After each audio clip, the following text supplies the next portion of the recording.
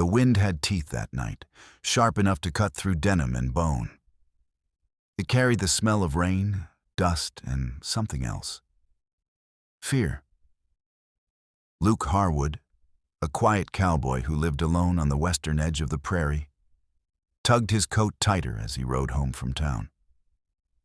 He'd stayed late helping a neighbor fix a broken wagon axle. Luke rarely spoke unless necessary, but he always showed up when someone needed a hand. A faint sound cut through the wind. At first, he thought it was a coyote, but then he heard it again. A cry, human, weak, desperate. Luke's horse stiffened beneath him. "Easy, boy," he murmured, guiding the reins toward the sound. As he approached the old barbed wire fence near Miller's Creek, lightning flashed, and Luke froze. A girl, no older than 18, was tied to the fence post, wrists bound, ankles bruised, cheeks streaked with tears. Her dress was torn, her hair plastered to her face, and her lips were blue from the cold. What in God's name? Luke dismounted immediately, rushing to her side.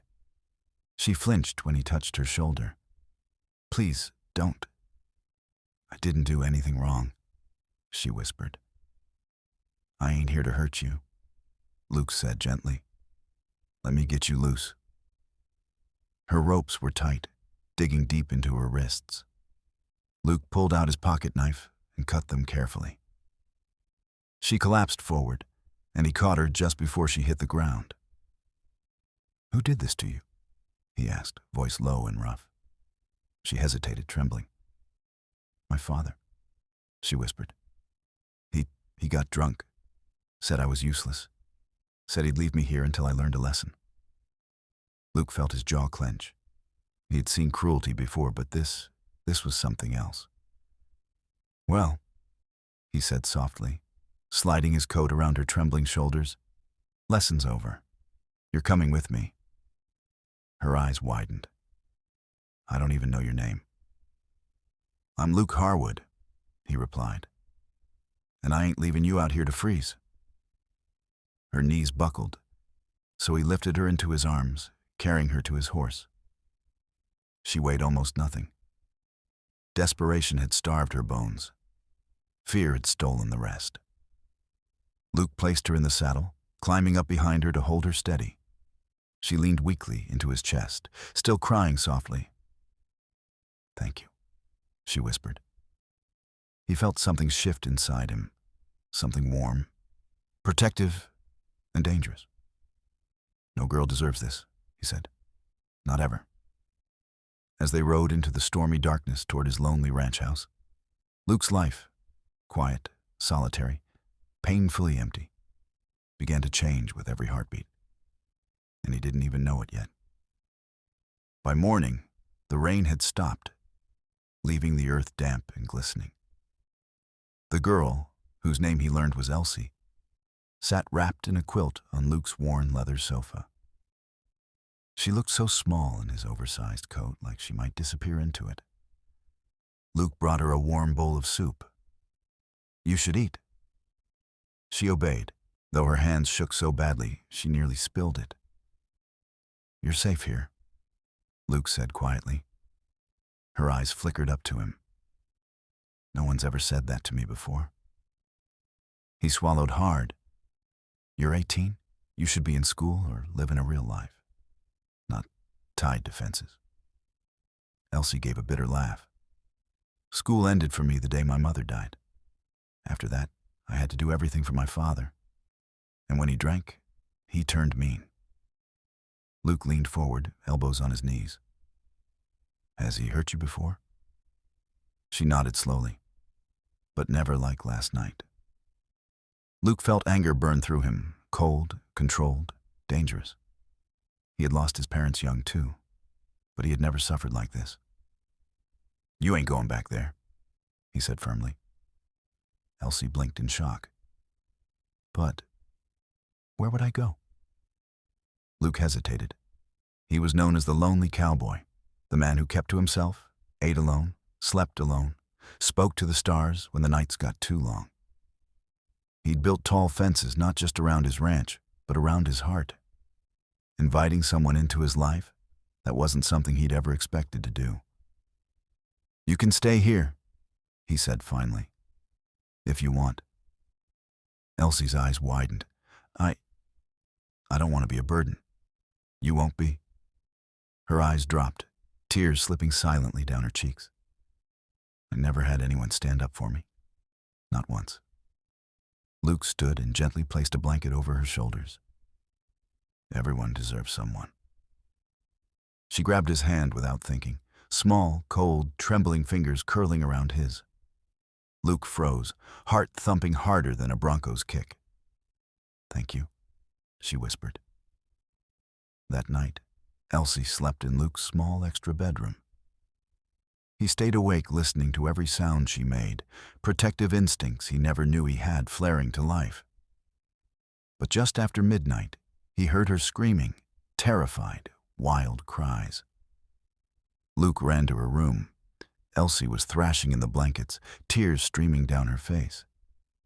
"Elsie," he said softly, sitting beside her. "It's just a dream." She jolted awake, panting, trembling, and then she threw herself into his arms before she could stop herself. Luke held her, awkwardly at first, then more firmly. She was shaking like a leaf in a storm.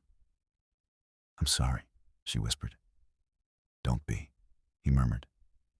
"You're safe with me." And for the first time since she was a child, Elsie believed it. Neither of them knew it yet. But safety was only the beginning. Something deeper had already begun to grow. The next days unfolded slowly, gently, like new sunlight creeping across a cold prairie morning. Elsie grew stronger. Luke fixed her cuts and bruises with steady hands. She helped around the ranch, feeding chickens and brushing the horses. She laughed once, a small sound. But it made Luke freeze in place, stunned by the warmth it brought to his empty home. But trouble always finds the broken. And 2 days later, it came pounding on Luke's wooden door. Elsie was sweeping the porch when the shouting started. "Where's my daughter?" A drunken voice slurred. "I know she's here." Elsie's face drained of color. "It's him." Luke stepped outside before she could panic, positioning himself between her and the staggering man who reeked of whiskey and rage. "You need to turn around and go home," Luke said calmly. "Who the hell are you?" her father snarled. "Someone who won't let you hurt her again." Elsie whimpered behind him. Her father lunged forward, swinging wildly. But Luke caught his wrist mid-air and twisted it behind his back with effortless strength. "This ends now," Luke growled. "She ain't leaving with you." "She's my daughter," the man spat. "And you treated her worse than a stray dog," Luke shot back. Elsie's father tried again, but Luke pushed him back, hard. He hit the dirt with a grunt. "Next time you come drunk and screaming," Luke warned, "I'll let the sheriff handle it, and he won't be near as patient." The man glared, swore, and finally stumbled away. Elsie collapsed into a chair on the porch, trembling. Luke knelt in front of her. "He won't touch you again, not while I'm alive." Her eyes filled with tears, not from fear this time, but from relief. "You don't have to protect me," she whispered. "I know," Luke said softly, "but I want to." Elsie looked at him for a long moment, her voice barely above a breath. "Why?" He didn't answer right away. He couldn't. The truth was too heavy, too real, too new. But Elsie leaned closer, searching his eyes.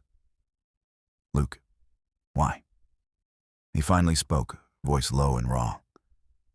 "Because the day I found you tied to that fence, something in me woke up.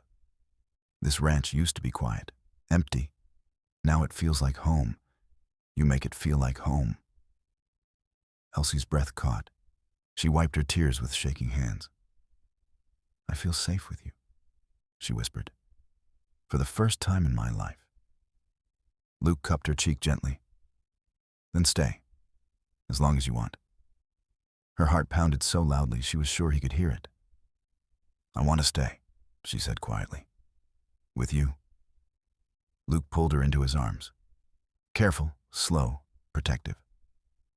Elsie sank against him, feeling the warmth and safety she had longed for all her life.